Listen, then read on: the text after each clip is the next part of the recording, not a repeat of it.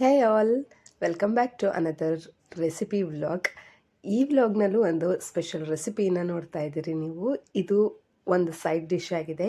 ಇದು ಎಗ್ ಪ್ಲ್ಯಾಂಟಲ್ಲಿ ನಾನು ಮಾಡ್ತಾ ಇದ್ದೀನಿ. ಅಂದರೆ ಬ್ರಿಂಜಾಲಲ್ಲಿ ಇದು ಒಂದು ಬಗೆಯಾಗಿರುತ್ತೆ. ಸೈಡ್ ಡಿಶ್ಗಳಲ್ಲೇ ಇದು ಸೂಪರ್ ಆಗಿರೋವಂಥದ್ದು ಅಂತ ಹೇಳ್ಬೋದು. ನೀವು ಸಾರನ್ನಕ್ಕಾಗಿರ್ಬೋದು ಅಥವಾ ಮೊಸರನ್ನಕ್ಕಾಗಿರ್ಬೋದು ತುಂಬ ಅಂದರೆ ತುಂಬ ಚೆನ್ನಾಗಿರುತ್ತೆ. ಇದನ್ನೇನು ಡೀಪ್ ಫ್ರೈ ಮಾಡಬೇಕಾಗಿಲ್ಲ, ತವಾ ಫ್ರೈ ಆಗಿರೋದ್ರಿಂದ ಸ್ವಲ್ಪ ಕಮ್ಮಿ ಆಯಿಲ್ನಲ್ಲೇ ನಾವು ಇದನ್ನು ಫ್ರೈ ಮಾಡ್ಕೊಳ್ಬೋದಾಗಿರುತ್ತೆ. ನಾನು ಇದನ್ನು ಫಸ್ಟ್ ನೀಟಾಗಿ ವಾಶ್ ಮಾಡಿ ಒರೆಸಿ ಅದನ್ನು ಈ ಥರ ರೌಂಡಾಗಿ ಕಟ್ ಮಾಡ್ಕೊಳ್ತಾ ಇದ್ದೀನಿ. ತುಂಬ ತೆಳುವಾಗಿ ಕಟ್ ಮಾಡ್ಕೊಳ್ಳೋದು ಬೇಕಾಗಿರೋದಿಲ್ಲ. ಯಾಕೆ ಅಂತ ಹೇಳಿದ್ರೆ ನಾವು ತವಾ ಮೇಲೆ ಫ್ರೈ ಮಾಡುವಾಗ ತುಂಬ ತೆಳು ಇತ್ತು ಅಂತ ಹೇಳಿದ್ರೆ ತುಂಬ ಬೇಗ ಸೀದೋಗುತ್ತೆ. ಅದೇನೇ ಸ್ವಲ್ಪ ದಪ್ಪಕ್ಕೆ ಮಾಡಿದ್ರೆ ನಾವು ಅದು ಫ್ರೈ ಮಾಡುವಾಗ ತುಂಬ ಸಾಫ್ಟಾಗಿ, ಆಮೇಲೆ ಖಾರ ಎಲ್ಲ ಇಳಿದು ಅದಕ್ಕೆ ತುಂಬಾ ಟೇಸ್ಟಿಯಾಗಿರುತ್ತೆ. ಮಿಸ್ ಮಾಡದೆ ಟ್ರೈ ಮಾಡಿ ಇದನ್ನು ಒಂದು ಸತಿ. ನಾನು ಇದನ್ನು ರೌಂಡಾಗಿ ಎಲ್ಲನೂ ಕಟ್ ಮಾಡ್ಕೊಳ್ತಾ ಇದ್ದೀನಿ. ಫಸ್ಟು ಇದನ್ನು ಕೋಟಿಂಗ್ ಮಾಡೋದಕ್ಕೆ ನಾನು ಮಸಾಲಾನ ರೆಡಿ ಮಾಡ್ಕೊಳ್ತಾ ಇದ್ದೀನಿ. ಚಟ್ಪಟ್ ಮಸಾಲ ಇದು ಅಂತಲೇ ಹೇಳ್ಬೋದು. ತುಂಬ ಅಂದರೆ ಟೇಸ್ಟಿಯಾಗಿರುತ್ತೆ. ಇದಕ್ಕೆ ನಾನು ಒಂದು 2-3 ಸ್ಪೂನು ರೈಸ್ ಫ್ಲೋರ್ ಅಕ್ಕಿ ಹಿಟ್ಟನ್ನು ಹಾಕ್ಕೊಳ್ತಾ ಇದ್ದೀನಿ. ಫಸ್ಟು ಇದಕ್ಕೆ ಕ್ರಿಸ್ಪಿನೆಸ್ ಬರೋದಕ್ಕೋಸ್ಕರ. ಹಾಗೆಯೇ ಸ್ವಲ್ಪ ಇದರದ್ದು ಬೇಸನ್ ಹಾಕ್ಕೊಳ್ತಾ ಇದ್ದೀನಿ, ಕಡಲೆ ಹಿಟ್ಟನ್ನು ಅದು ಬೈಂಡಿಂಗ್ಗೋಸ್ಕರ ಹಾಕ್ತಾ ಇರೋದು, ಅಕ್ಕಿ ಹಿಟ್ಟು ಕ್ರಿಸ್ಪಿನೆಸ್ಗೋಸ್ಕರ ಹಾಕ್ತಾ ಇರೋದು. ಜೊತೆಗೆ ಇದಕ್ಕೆ ಗರಂ ಮಸಾಲ ಕೂಡ ಹಾಕ್ಕೊಳ್ಬೇಕು. ನಿಮ್ಮ ಟೇಸ್ಟ್ ಅನುಕೂಲವಾಗಿ ಎಷ್ಟು ಬೇಕಾದರೂ ಹಾಕ್ಕೊಳ್ಬೋದು. ಹಾಗೆಯೇ ಖಾರಕ್ಕೆ ನಾನಿಲ್ಲಿ ಖಾರದ ಪುಡಿನ ಸ್ವಲ್ಪ ಮಿಕ್ಸ್ ಮಾಡ್ಕೊಳ್ತಾ ಇದ್ದೀನಿ. ಸ್ವಲ್ಪ ಜೀರಾ ಪೌಡರ್ನು ಹಾಕ್ಕೊಳ್ತಾ ಇದ್ದೀನಿ. ಇದಿಷ್ಟನ್ನು ಹಾಕ್ಬಿಟ್ಟು ರುಚಿಗೆ ಎಷ್ಟು ಬೇಕೋ ಅಷ್ಟು ಉಪ್ಪನ್ನು ಕೂಡ ಹಾಕಿ ಚೆನ್ನಾಗಿ ಇದನ್ನು ಮಿಕ್ಸ್ ಮಾಡ್ಕೊಳ್ಬೇಕಾಗತ್ತೆ. ಕೆಲವೊಂದು ತರಕಾರಿಗಳನ್ನು ನಾವು ನೋಡಿರ್ತೀವಿ ತರಕಾರಿ ತರೋದಕ್ಕೆ ಹೋದಾಗ, ಆದರೆ ಅದನ್ನು ಯಾವತ್ತೂ ಕೂಡ ನಾವು ಬಳಸಿರೋದಿಲ್ಲ. ಹೇಗಿರುತ್ತೋ ಇದು, ಚೆನ್ನಾಗಿರುತ್ತೋ ಇಲ್ವೋ, ತೊಗೊಂಡು ವೇಸ್ಟ್ ಮಾಡೋದು ಯಾಕೆ ಅನ್ನೋ ರೀತಿ ಮೆಂಟಾಲಿಟಿಗೂ ಕೂಡ ಬಂದುಬಿಟ್ಟಿರ್ತೀವಿ. ಅದೇ ರೀತಿಯಲ್ಲಿ ನಾನು ಕೂಡ ಇದನ್ನು ನೋಡಿದ್ದೆ, ಬಟ್ ತೊಗೊಂಡು ಯಾವತ್ತೂ ಯೂಸ್ ಮಾಡಿರಲಿಲ್ಲ.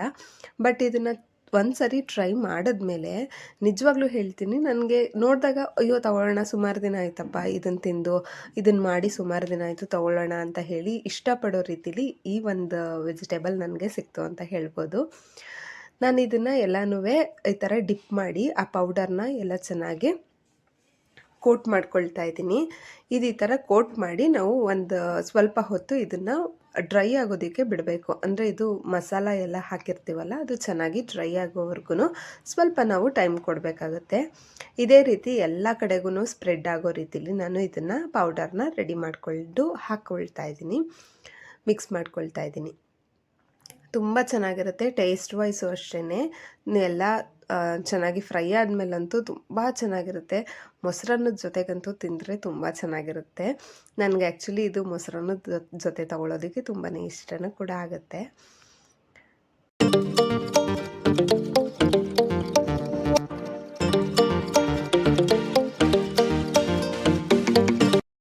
ಈ ರೀತಿಯಾಗಿ ಎಲ್ಲನೂ ಕೂಡ ಮಿಕ್ಸ್ ಮಾಡಿ ನಾನು ಡಿಪ್ ಮಾಡಾದಮೇಲೆ ಈ ರೀತಿ ಡ್ರೈ ಆಗಬೇಕು. ಎಲ್ಲ ಕಂಪ್ಲೀಟಾಗಿ ಒಂದು 5 ಮಿನಿಟ್ಸ್ ಇಟ್ಟರೆ ಸಾಕಾಗುತ್ತೆ. 5 ಮಿನಿಟ್ಸ್ ಇದನ್ನು ಡ್ರೈ ಆಗೋದಕ್ಕೆ ನಾನು ಬಿಡ್ತಾ ಇದ್ದೀನಿ. ಈಗ ನೋಡ್ತಾ ಇರ್ಬೋದು 5 ಮಿನಿಟ್ಸ್ ಆಗಿದೆ. 5 ಮಿನಿಟ್ಸ್ ನಂತರ ನಾನು ಏನು ಮಾಡ್ತಾ ಇದ್ದೀನಿ ಅಂದರೆ, ಈಗ ಮಿಕ್ಕಿದ್ದಂತಹ ಮಿಕ್ಸ್ ಪೌಡರ್ ಇತ್ತು ಗೊತ್ತಾ, ಅಂದರೆ ರೈಸ್ ಫ್ಲೋರ್, ಬೇಸನ್ ಎಲ್ಲದರದ್ದು, ಆ ಒಂದು ಪೌಡರ್ನೇ ನಾನು ತೆಗೆದಿಟ್ಕೊಂಡು ಅದಕ್ಕೆ ಸ್ವಲ್ಪ ನಿಂಬೆ ರಸನ ಹಾಕ್ಕೊಳ್ತಾ ಇದ್ದೀನಿ. ಟ್ಯಾಂಗಿನೆಸ್ಗೋಸ್ಕರ ಇದನ್ನು ಹಾಕ್ಕೊಳ್ತಾ ಇದ್ದೀನಿ. ಇದನ್ನು ಹಾಕಿಬಿಟ್ಟು ನಿಂಬೆ ರಸನ ಸ್ವಲ್ಪ ನೀರನ್ನು ಚಿಮುಕಿಸ್ಕೊಳ್ತಾ ಇದ್ದೀನಿ. ಚಿಮುಕಿಸಿ ಅದನ್ನು ಚೆನ್ನಾಗಿ ಒಂದು ಒಳ್ಳೆ ತಿಕ್ ಪೇಸ್ಟ್ ಥರ ನಾನು ಮಾಡ್ಕೊಳ್ತಾ ಇದ್ದೀನಿ. ಇದು ಒಂದು ಕೋಟ್ ಆಲ್ರೆಡಿ ನಾನು ಹಾಕಿ 5 ಮಿನಿಟ್ಸ್ ಇಟ್ಟಿದ್ದೆ. ಇವಾಗ ನಾನು ಇದನ್ನು ಈ ರೀತಿಯಾಗಿ ಪೇಸ್ಟನ್ನು ರೆಡಿ ಮಾಡಿಕೊಂಡು ಇದಕ್ಕೆ ಅಪ್ಲೈ ಮಾಡ್ಕೊಳ್ತಾ ಇದ್ದೀನಿ. ಒಂದು ಕೋಟ್ ಈಗ ಆಲ್ರೆಡಿ ಆಗಿರುವಂತಹ ಬದನೆಕಾಯಿಗೆ ನಾನು ಇನ್ನೊಂದು ಸತಿಗೆ ಈ ಥರ ಕೋಟ್ ಮಾಡ್ಕೊಳ್ತಾ ಇದ್ದೀನಿ, ಒಂದು ಲೇಯರ್ ಥರ. ನಿಮಗೆ 2 ಕೋಟ್ ಬೇಡ ಅಂತ ಹೇಳಿ ಅನಿಸಿದ್ರೆ ಫಸ್ಟ್ ಲೇಯರ್ ಹಾಕ್ತಿರಲ್ಲ ಪೌಡರು, ಅದ್ರ ಬದಲು ಈ ರೀತಿಯಾಗೇ ನಿಂಬೆ ರಸನೂ ಕೂಡ ಹಾಕಿಬಿಟ್ಟು ಸ್ವಲ್ಪ ನೀರನ್ನು ಒಂದು ತಿಕ್ ಪೇಸ್ಟ್ ರೆಡಿ ಮಾಡ್ಕೊಳ್ಳೋ ರೀತಿಲಿ ಮಾಡಿಕೊಂಡು ಫಸ್ಟ್ ಟೈಮೇ ಈ ರೀತಿಯಾಗಿ ಅಪ್ಲೈ ಮಾಡಿ, ಅದನ್ನು ಬೇಕಾದರೆ ಒಂದು 5 ಮಿನಿಟ್ಸ್ ಇಟ್ಟು ನೀವು ಮಾಡ್ಕೊಳ್ಬೋದು. ಈ ರೀತಿಯಾಗಿ ಎಲ್ಲದಕ್ಕೂ ಚೆನ್ನಾಗಿ ಅಪ್ಲೈ ಮಾಡಾದಮೇಲೆ ನಾನು ಇದನ್ನು ತಕ್ಷಣವೇ ಫ್ರೈ ಮಾಡ್ಕೊಳ್ತೀನಿ. ಏನು ಇದನ್ನು 5 ಮಿನಿಟ್ಸ್ ಇಡಬೇಕು ಮಾಡಬೇಕು ಅಂತೇನು ಅಂತ ಇಲ್ಲ. ನೀವು ಮಾಮೂಲಿ ತವಾದ ಮೇಲೇ ಸ್ವಲ್ಪ ಎಣ್ಣೆನ ಹಾಕಿಬಿಟ್ಟು ಸ್ವಲ್ಪ 1-2 ಸ್ಪೂನ್ನಷ್ಟು ಎಣ್ಣೆ ಹಾಕಿದ್ರೆ ಸಾಕಾಗುತ್ತೆ. ಇದು ಇಷ್ಟರಿಂದ ಸೇರಿ ಓಕೆನಾ, ಎಲ್ಲದಕ್ಕೂ ಸೇರಿ ಎಣ್ಣೆನ ಹಾಕಿಬಿಟ್ಟು ನೀವು ಒಟ್ಟಿಗೆ ಕೂಡ ಮಾಡ್ಕೋಬೋದು. ನಾನಿಲ್ಲಿ ಬ್ಯಾಚ್ ವೈಸ್ ಮಾಡ್ಕೊಳ್ತಾ ಇದ್ದೀನಿ ಅಷ್ಟೇ. ಎಣ್ಣೆ ಇದಕ್ಕೆ ನಿಜವಾಗ್ಲೂ ಜಾಸ್ತಿ ಏನೂ ಬೇಕಾಗಿರೋದಿಲ್ಲ. ಹೀಗೆ ಕಾದ್ಮೇಲೆ ಎಣ್ಣೆ ಕಾದ್ಮೇಲೆ ನಾನು ಒಂದೊಂದಾಗಿ ಎಲ್ಲನೂ ಕೂಡ ಫ್ರೈ ಮಾಡ್ಕೊಳ್ತಾ ಇದ್ದೀನಿ.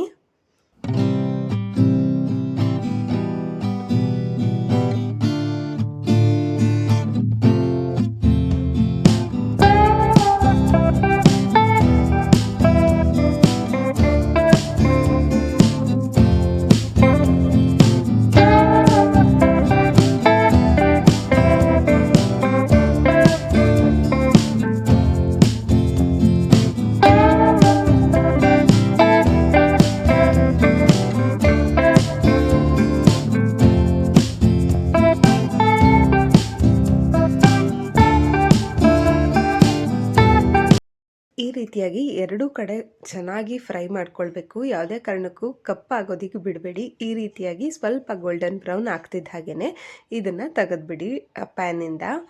ಅಷ್ಟೇ ಸಾಕು. ತುಂಬ ಅಂದರೆ ಸಾಫ್ಟಾಗಿ, ತುಂಬ ಸಾಫ್ಟಾಗಿ ಆಗಿರುತ್ತೆ ಒಳಗಡೆ, ಹೊರಗಡೆಯಿಂದ ಕ್ರಿಸ್ಪಿಯಾಗಿರುತ್ತೆ. ಟೇಸ್ಟ್ ವೈಸು ಅಷ್ಟೇ ತುಂಬ ಚೆನ್ನಾಗಿರುತ್ತೆ. ನೋಡ್ತಾ ಇರ್ಬೋದು, ಬಜ್ಜಿ ಥರ ಫೀಲ್ ಆಗುತ್ತೆ ಅಂದರೆ ನೋಡೋದಕ್ಕೆ, ಬಟ್ ಟೇಸ್ಟ್ ಮಾತ್ರ ಸೂಪರ್ ಆಗಿರುತ್ತೆ. ಹಾಗೆಯೇ ಒಳಗಡೆನೂ ಅಷ್ಟೇ ಸಾಫ್ಟ್ ಆಗಿರುತ್ತೆ, ಚೆನ್ನಾಗಿರುತ್ತೆ. ಈ ಒಂದು ರೆಸಿಪಿ ಇಷ್ಟ ಆಗಿದೆ ಅಂತ ಭಾವಿಸ್ತೀನಿ. ಇಷ್ಟ ಆಗಿದ್ರೆ ಟ್ರೈ ಮಾಡಿ, ಹಾಗೆಯೇ ಕಮೆಂಟ್ ಸೆಕ್ಷನಲ್ಲಿ ಟ್ರೈ ಮಾಡಿದ್ದಕ್ಕೆ ನನಗೆ ತಿಳಿಸಿ ಅಂತ ಕೇಳ್ಕೊಳ್ತೀನಿ. ಸಬ್ಸ್ಕ್ರೈಬ್ ಮಾಡದೆ ನೋಡ್ತಾ ಇರೋ ಪ್ರತಿಯೊಬ್ಬರು ಪ್ಲೀಸ್ ಸಬ್ಸ್ಕ್ರೈಬ್ ಮಾಡಿ. ಹಾಗೆಯೇ ನಿಮ್ಮ ಫ್ರೆಂಡ್ಸ್ ಆ್ಯಂಡ್ ಫ್ಯಾಮಿಲೀಸ್ ಜೊತೆಗೆ ವಿಡಿಯೋನ ಶೇರ್ ಮಾಡಿ. ಹೆಚ್ಚೆಚ್ಚು ವೆಜ್ ರೆಸಿಪಿಗಳನ್ನ ಶೇರ್ ಮಾಡ್ಕೊಳ್ಳೋದಕ್ಕೆ ಇಷ್ಟಪಡ್ತೀನಿ. ಪ್ಲೀಸ್ ಸಪೋರ್ಟ್ ಮಾಡಿ ಅಂತ ಕೇಳ್ಕೊಳ್ತೀನಿ. ನಿಮಗೆ ಏನಾದರೂ ಬೇರೆ ರೀತಿಯಾದಂತಹ ರೆಸಿಪೀಸ್ ವಿಡಿಯೋಸು ಆಗಲಿ ಅಥವಾ ಇಂಥ ಪರ್ಟಿಕ್ಯುಲರ್ ವ್ಲಾಗ್ ಆದರೆ ಚೆನ್ನಾಗಿರುತ್ತೆ ಅಂತ ಹೇಳಿ ನಿಮ್ಗೆ ಅನಿಸಿದ್ರೆ ಅದನ್ನು ಕೂಡ ಕಮೆಂಟ್ ಮಾಡಿ.